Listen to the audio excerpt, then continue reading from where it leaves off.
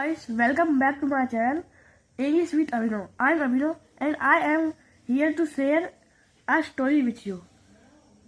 So the title of the story is Who is the cleverest thief? सबसे चतुर चोर कौन है? Once, एक बार, three thieves were arguing as to who was the cleverest among them. एक बार की बात है, तीन चोर लड़ रहे थे कि उनमें से सबसे चतुर कौन है या कौन सा चोर उनमें से सबसे चतुर है. Just then, तभी they saw a farmer riding a donkey.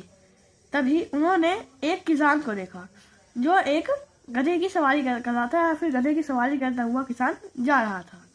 The donkey was tied to a goat that had a bell around its neck.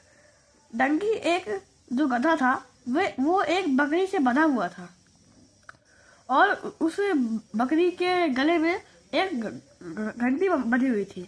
The thieves decided that one who would steal the donkey, the other who would steal the goat, and the one who would steal the farmer's clothes would be the cleverest. चोरों ने निर्णय लिया या फिर decide किया कि जो वो किसान का गधा चुराएगा और जो दूसरा किसान की बकरी चुराएगा और तीसरा किसान के कपड़े चुराएगा वह सबसे चतुर होगा. The first thief removed the bell from the goat's neck and tied it to the donkey's tail. जो पहला चोर था उसने बकरी के गले में से घंटी निकाली और इसे गधे की पूंछ में बांध दिया ताकि घंटी हिलती रहे. He then untied the goat and ran away.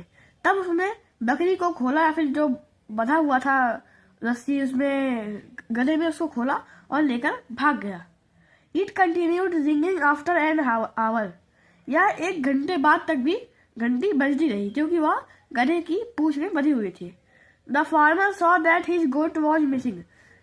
किसान ने देखा कि उसकी बकरी खो गई या फिर मिल नहीं रही थी.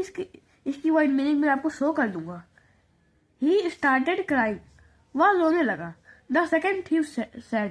तीसरे चोर ने कहा I saw the thief of your goat run down the narrow lane. लेन मतलब रास्ता होता है. जैसे किसी खेत के बीच में रास्ता नहीं होता तो उसको हम लोग कहते हैं लेन.